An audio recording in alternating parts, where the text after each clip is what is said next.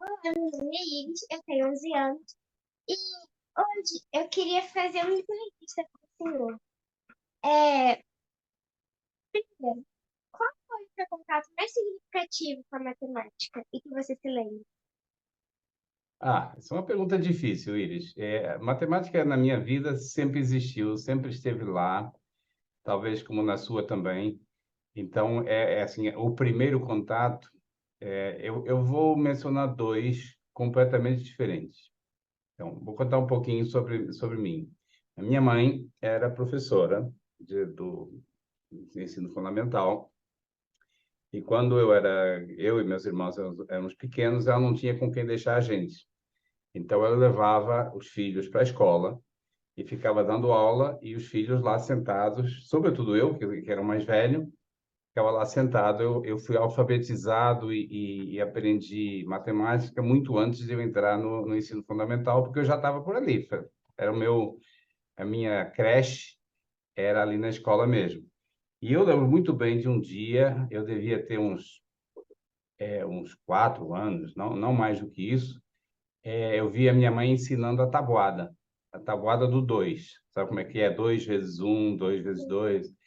E eu achei muito estranho, porque eu sabia que a minha mãe era uma professora, muito boa professora, e eu não entendi o que que tinha dado nela, que ela estava escrevendo tudo errado. O que eu achei, eu tinha 4 anos, tá? Eu achei que esse sinal assim era o mais, só que ela estava escrevendo torto. Então ela chega lá e escreve 2 mais um igual a 2. Está errado, mãe. 2 mais 2 igual a 4. Bom, essa aí acertou. 2 mais 3 igual a 6. Errado, mãe, de novo. Não, eu não entendi o que tinha dado na minha mãe, que era uma pessoa inteligente, para errar tudo isso. A única coisa que estava certa no que ela escreveu nesse dia era o 2 mais 2 igual a 4.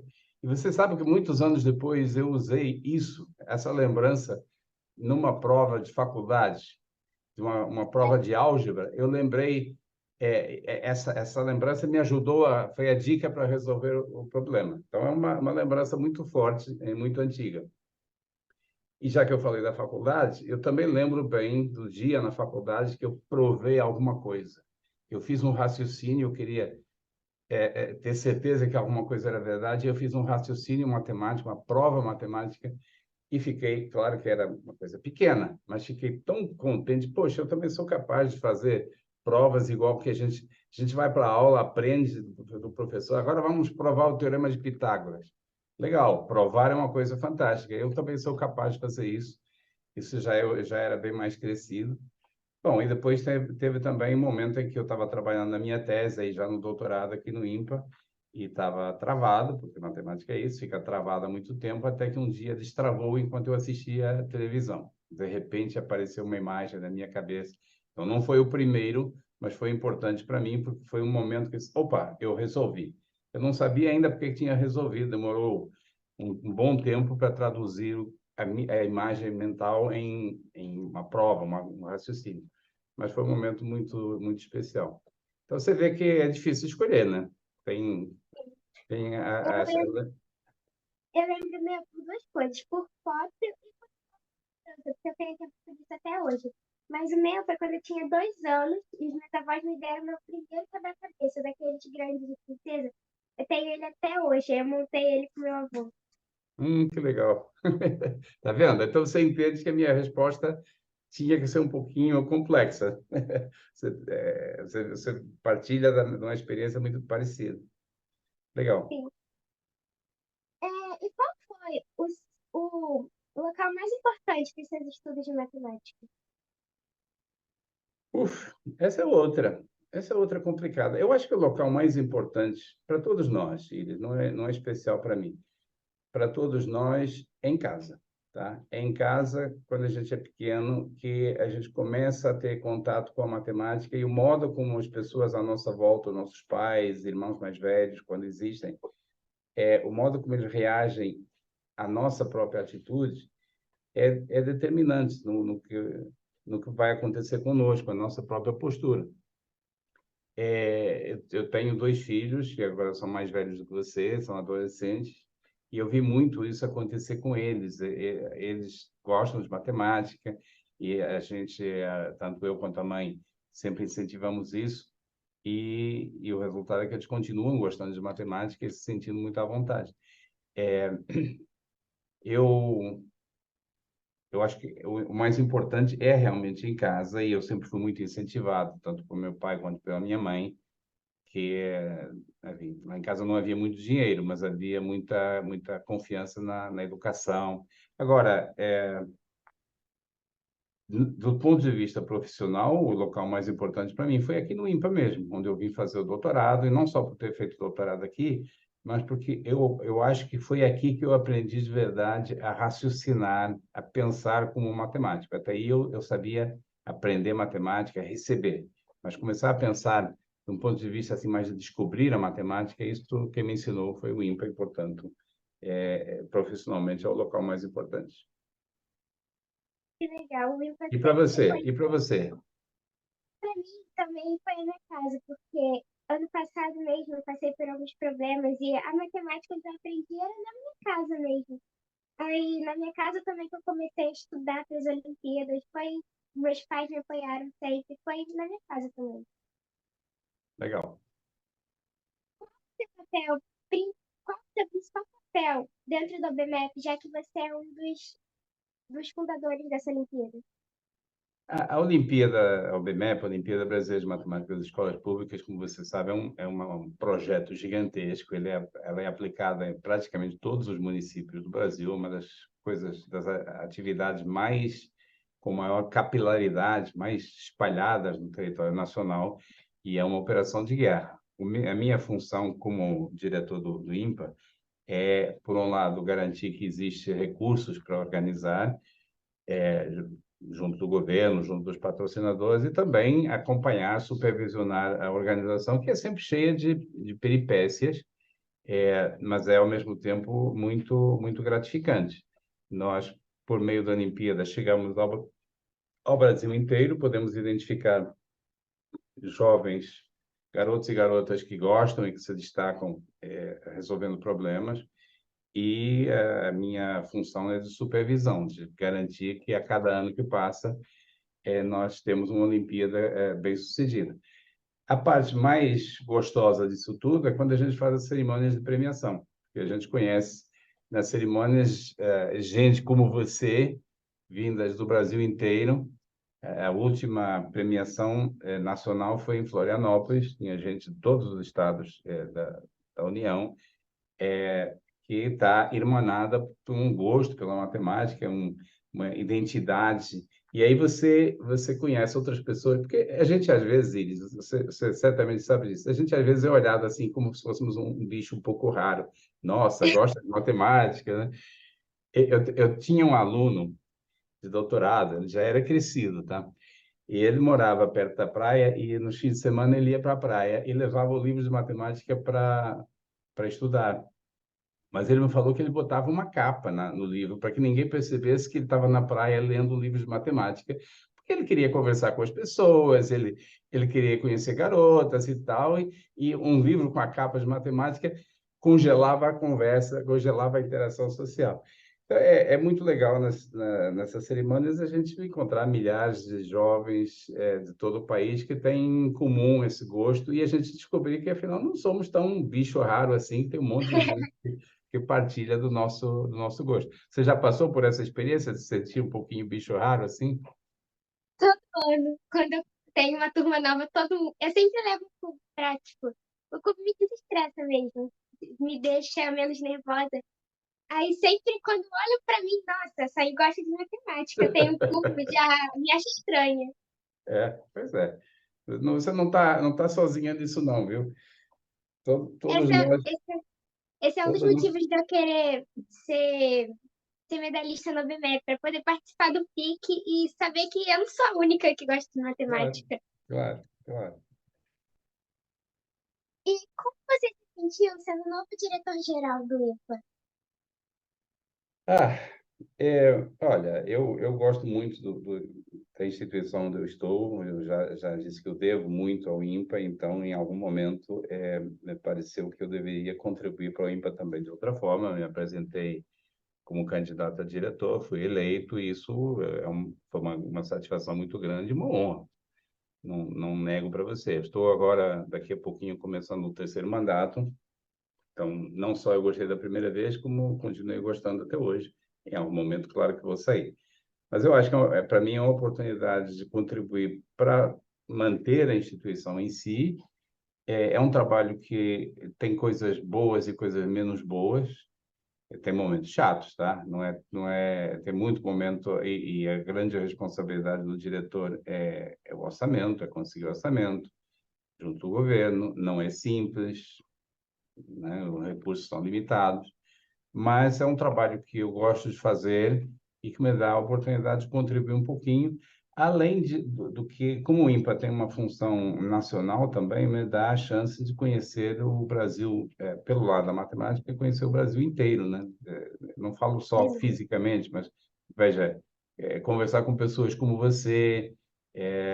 Eu já estive em todos os estados da União, em normalmente mais do que uma vez, etc. Então, para mim, é muito enriquecedor e me dá uma visão do país que é muito legal. Então, você está falando com uma pessoa feliz, com aquilo, eu sou muito feliz com aquilo que eu faço. Tá? É muito legal falar com você. Porque você está descobrindo que tem mais gente igual a você, né? É, Igual, de todos os tipos, mas com coisas em comum. Iris, veja, o Brasil é um país tão cheio de carências, tão cheio de dificuldades, que a gente poder dar uma pequena contribuição, levar é muito legal, muito gratificante. é mesmo. Assim, eu amo a área da matemática, o raciocínio lógico. Qual é a sua área preferida da matemática? Olha, eu tenho uma área preferida, que é a área em que eu trabalho, mas depois eu te falo qual é, mas primeiro eu quero dizer uma coisa. Eu acho que a coisa mais fantástica que a matemática tem é o fato de que ela é uma só, tá? Ela é toda ligada. Se você é químico, você pode fazer química orgânica, química inorgânica, química analítica, química física, química quântica. E não é que você não precisa, se você está numa dessas áreas, não é que você não precisa, não deva conhecer um pouco das outras, mas são áreas separadas, que você pode quase que trabalhar numa sem usar conhecimentos das outras. Isso não existe em matemática e eu acho isso mágico. Você começa a tentar resolver um problema de álgebra e você precisa de análise ou precisa de geometria a matemática é uma só, ela está toda ligada, e descobrir essas ligações talvez seja a coisa mais fascinante que tem. Então, quando você me pergunta qual é a minha área favorita, a minha resposta é a matemática toda, tá? A minha resposta é curta. Mas é claro que hoje em dia ninguém pode conhecer a matemática toda. Tá? Isso já foi tempo em que os grandes matemáticos tinham realmente um conhecimento de todo o escopo. Talvez o último deles, na minha opinião, o último e um dos maiores foi um francês, o matemático Henri Poincaré, que Eu ia falar sobre ele, só que ficou muito legal. difícil, mas eu sei. Eu já dei palestras em 2012 e foi o centenário da morte dele. Me pediram para fazer uma palestra sobre o trabalho dele. Eu sabia alguma coisa, mas fui estudar e descobri que a grande maioria eu não sabia. Fiquei impressionadíssimo. E o título da palestra era Henri Poincaré, o último matemático universalista, tá? Então, hoje em dia, ninguém mais consegue ser universalista nesse sentido. A matemática cresceu muito. Tem um dado que talvez você saiba. Existem mais matemáticos vivos do que mortos. Tá? Mais da metade das pessoas que fizeram matemática na história estão vivas atualmente. Isso dá uma ideia de como a matemática cresceu, né? Agora, quando vim fazer o doutorado, eu escolhi trabalhar numa área que se chama sistemas dinâmicos. Às vezes aparece mencionada na mídia como teoria do caos. o que pode dar uma impressão errada do que a gente faz. O que a gente faz não é criar bagunça, tá? Sistemas dinâmicos é a parte da matemática que estuda os fenômenos que evoluem no tempo, ao longo do tempo. Por exemplo, clima é um sistema dinâmico. Por exemplo, o movimento dos planetas, que foi um dos primeiros sistemas dinâmicos a serem estudados, é um exemplo também. A economia, a Covid, tudo isso são fenômenos que evoluem no tempo e a gente quer entender e quer entender o que vai acontecer com eles, quer poder Sim. prever e influenciar. Então, isso é sistemas dinâmicos e é nessa área que eu trabalho de maneira profissional e na qual eu tenho formado alunos também. Eu já pesquisei sobre a teoria do caos. É muito legal isso daí. É muito legal. Agora, a minha única advertência é que aparece mencionado na mídia. Foi antes de você nascer, mas existe uma série de filmes chamada Jurassic Park, tá? E tem uns filmes mais recentes, mas os primeiros, os mais antigos, no primeiro aparecia um matemático, que ainda volta nesses mais recentes, e ele era especialista em teoria do caos. E basicamente ele passava o filme todo dizendo isso aqui pode dar errado, isso aqui pode dar errado, isso aqui até que deu errado, tá? Não é isso que a gente faz, tá? Você quer prever, matematicamente prever, descrever o fenômeno para poder acompanhar, poder prever e poder tomar providências em relação, se der errado, o que que a gente vai fazer? E qual é a probabilidade de dar errado e por aí vai, tá bom? Pra você, qual a importância das meninas olímpicas do IMPA? Porque, como eu falei, na minha escola mesmo, todo mundo me acha estranha, principalmente por ser que legal, uma caneca. Movimento Meninas Olímpicas do IMPA, essa é uma caneca, depois eu conto a história dessa caneca, do MOI. É um projeto que nós temos já desde 2019. Ele é coordenado pela professora Letícia Rangel, que é uma professora aposentada do Colégio de Aplicação da UFRJ, e a Letícia montou uma equipe que envolve atualmente 10 escolas da região aqui do Rio de Janeiro, mas outros municípios também. Em cada escola participam algumas alunas de ensino fundamental ou ensino médio, participam também professores, um professor em cada escola, professor ou professora, e, muito importante, participam graduandas, a maioria delas licenciandas, então futuras professoras. O projeto consiste em, ao longo do ano, fazer atividades tanto na escola quanto em momentos em que os grupos se juntam todo. São quase 100 pessoas atualmente, é um empreendimento. E tudo isso para quê? Para, de certa forma, dizer às alunas e também às licenciandas que ciência é lugar para a mulher. Dizer para elas que se alguém acha estranho elas gostarem de matemática, então as pessoas que acham isso é que são estranhas, porque matemática, física, química, biologia é lugar para a mulher. E por que a gente vai dizer isso para alunas e não diz para alunos? Por uma razão simples, a sociedade já diz para os alunos, para os garotos, você deve ser cientista, você deve ser engenheiro, você deve ser especialista de TI, mas para vocês, a nossa cultura, para as meninas, a nossa cultura, pelo contrário, cria estereótipos. E a gente já conversou um pouquinho aqui sobre esses estereótipos. Eu tenho, como eu falei, um filho e uma filha, e os dois gostam de matemática. Eu não vejo diferença nenhuma entre eles, mas eu tenho certeza que a sociedade está dizendo ao Miguel, você deve ser, fica engenheiro, e está dizendo à Anitta uma coisa completamente diferente, que aliás ela não está escutando, não está dando bola, graças a Deus, não está dando bola. Mas a gente precisa dizer essas coisas. Precisa dizer que ciência, tecnologia é lugar de mulher. E o Meninas Olímpicas faz isso de uma forma muito legal, com atividade de robótica, visita a centros de pesquisa, centros tecnológicos das universidades, aqui no IMPA também. Então, agora, no caso do Meninas Olímpicas do IMPA, há um outro aspecto que soma ao que eu estou dizendo. É que nós trabalhamos com escolas públicas muitas delas na periferia do Rio de Janeiro ou de Niterói, etc. E por que isso é relevante? Porque, além de estarmos falando com meninas, com alunas, estamos falando também com estudantes que vêm de famílias desfavorecidas. E aí as oportunidades são menos ainda. Eu vou te contar uma história, um momento do Meninas Olímpicas do INPE que aconteceu na primeira atividade que a gente fez em grupo, com o grupo todo. Isso foi em 2019. A gente estava visitando uma espécie de oficina, onde tinha máquinas de cortar com laser, tinha impressoras 3D, é uma coisa assim, bem de oficina, tá? Era legal e tal. Eu estava lá, participei, mas eu não estava muito perto, porque o local era apertado e eu não queria atrapalhar, eu não era o principal ali, né?